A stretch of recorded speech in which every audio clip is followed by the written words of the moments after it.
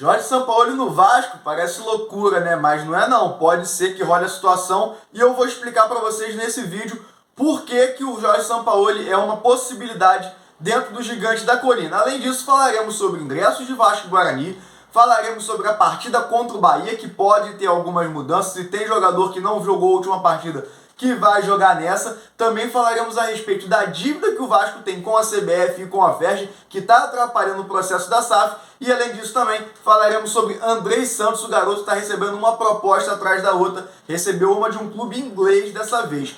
Tudo isso vocês vão ver aqui, ó, com o Xande. Você tá no canal O Batman na Torcida. Depois da vinheta, todas as informações. Então, solta a vinheta.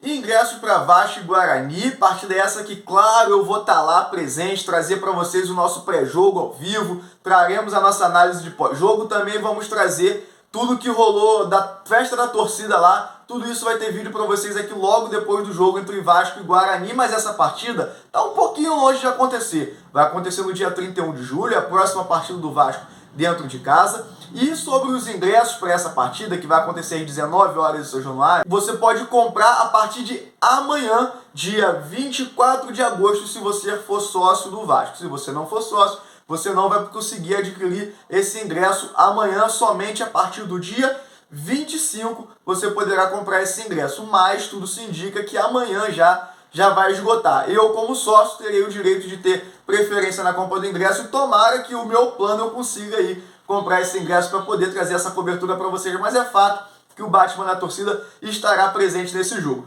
Vamos falar a respeito agora da aprovação da SAF do Vasco, que o Vasco está enfrentando problemas.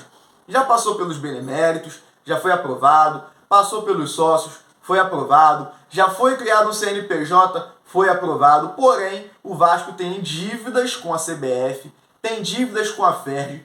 O Jorge Salgado está tentando tratar pessoalmente essa questão para poder quitar as dívidas, ou quem sabe até reduzir o valor dessas dívidas aí. A primeira dívida, né, com a FERJ é de 6,8 milhões e a dívida com a CBF é de 9,4 milhões. Ambos estão em reais, né, esse valor. E o Vasco não está podendo finalizar, né, o processo da SAF por conta dessa questão. Hoje o que vai acontecer é que vão aparecer o tempo todo muitas dívidas de atletas, de empresas que prestaram serviço, o Vasco estava devendo. E isso não é gestão só Salgado, isso é gestão Salgado, gestão Campelo, gestão Eurico, gestão Dinamite, gestão de todo mundo que passou pelo Vasco nos últimos anos. Então, essas dívidas agora estão todas respingando, porque sabe que o Vasco já está com alto, está entrando, né? Vai passar a entrar um alto fluxo de caixa. E aí, esses valores vão ser cobrados e tudo que puderem travar o Vasco para não andar até que a dívida seja paga, vão travar. Então o Vasco vai ter que arcar com os prejuízos dessas dívidas que já vem reinando já há muito tempo, para que nós não sejamos prejudicados, já que a gente precisa muito da SAF hoje. Esse é um fato. Independente de apoiador da SAF ou não, é um fato, é unânime entre os vascaínos de que a gente precisa pensar algo diferente. E esse algo diferente que apareceu nesse momento foi a Sociedade Anônima do Futebol. Agora vamos falar a respeito de Jorge Sampaoli. Por quê?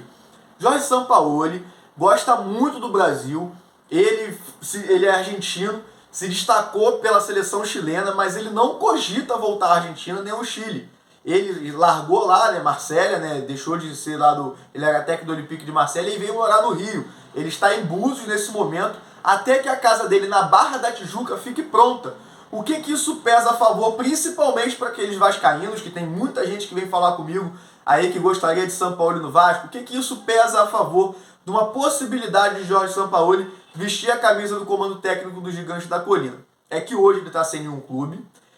Provavelmente qualquer clube que ele vai assumir seja um valor muito alto que ele vai cobrar por conta da carreira dele, né, por ter passado já por seleções, por ter treinado o Olympique de Marseille, que é uma equipe de média para grande no cenário do futebol mundial. E aí o Sampaoli vai preferir, sem dúvida, ficar no Rio, porque é o lugar que ele quer estar. Se a gente olhar para a equipe do Fluminense, eles estão bem treinados com o Fernando Diniz.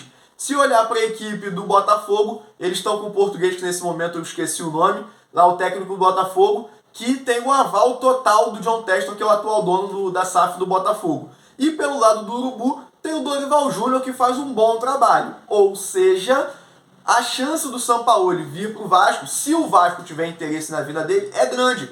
Porque, vejam bem, se ele quer de fato ficar no Rio, provavelmente se tiver uma proposta aí de 1 milhão para ele treinar um clube e o Vasco oferecer 700, por exemplo, é bem possível que ele fique no Vasco. Pela questão do estado, pela questão do local que ele quer morar e que ele está montando a sua casa lá na Zona Oeste do Rio, na Barra da Tijuca. Então, para quem gostaria de Sampaoli no Vasco, tá aí um ponto super positivo para o Vasco conseguir trazer Jorge Sampaoli. Porém, minha opinião, não me agrada o nome do gringo. Por quê? Ele é um cara bastante temperamental. O grande trabalho dele foi na seleção chilena. Depois disso, ele não conseguiu fazer grandes trabalhos em time nenhum. Pegou um timaço do Atlético Mineiro. Não fez bons resultados com o Atlético Mineiro. Quando o Cuca chegou, depois o Atlético ganhou tudo. Então, pra mim, não é um grande treinador. É um treinador que bota a equipe pra jogar pra frente de forma atabalhoada. É ataque, ataque, ataque. Fica uma recomposição defensiva muito ruim nas defesas.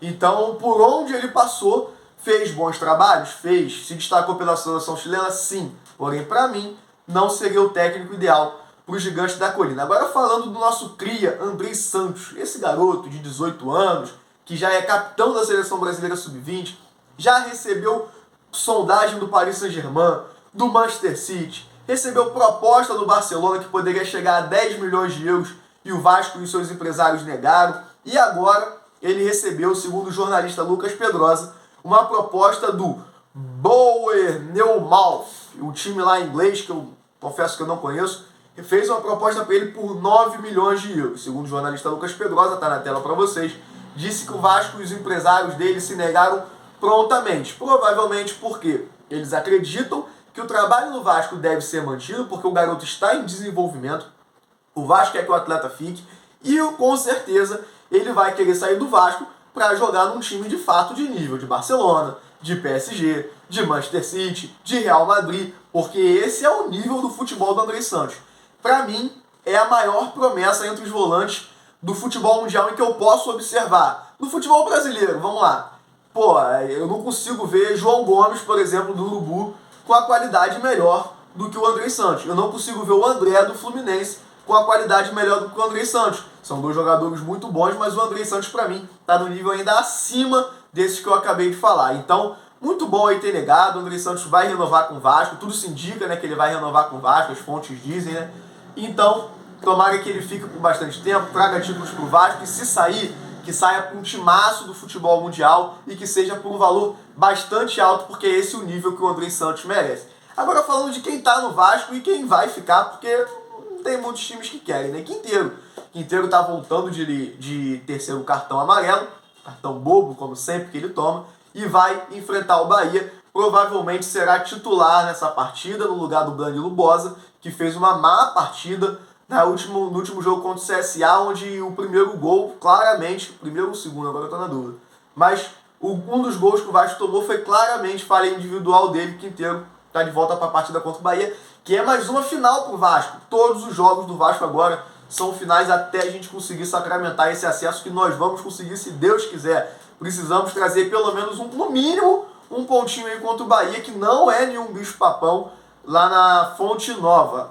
E falando ainda sobre essa partida, vamos falar sobre Alex Teixeira. Alex Teixeira, deixei o mapa de calor para vocês aqui no último vídeo, onde o Alex Teixeira rende muito melhor jogando pelo meio campo, às vezes caindo pelas pontas, mas sem compromisso de marcação. Função essa que hoje o Nenê exerce. Por esse motivo, alguns jornalistas falam, e eu acredito que seria a melhor opção, pode ser que o Alex Teixeira entre como falso 9, sacando o Raniel e deixando aí, quem sabe, o Bruno Tubarão e o Figueiredo de um lado, ou a volta do Gabriel Peck, enfim. Aí existe a possibilidade do Alex Teixeira entrar como um falso 9, e aí ele não teria a obrigatoriedade de voltar para marcar e poderia flutuar ele e o Nenê, fazer dar uma alternada ali entre ataque, todos os dois sem compromisso de marcação, e com certeza ganharíamos em qualidade técnica e velocidade, que o Alex Teixeira também não é um jogador de velocidade. Muito obrigado a todos vocês que chegaram até esse momento do vídeo. É claro que não vou pedir para vocês para se inscreverem no canal, ativar o sininho das notificações para não perder nenhuma cobertura dentro dos estádios. e as nossas informações sempre em compromisso com a verdade, ó. Senta o dedo no like, ó. Esse likezinho que tá aqui, ó. Dá aquela moral pra gente aí, ó. De vascaíno pra vascaíno. Valeu, galera. Um abraço!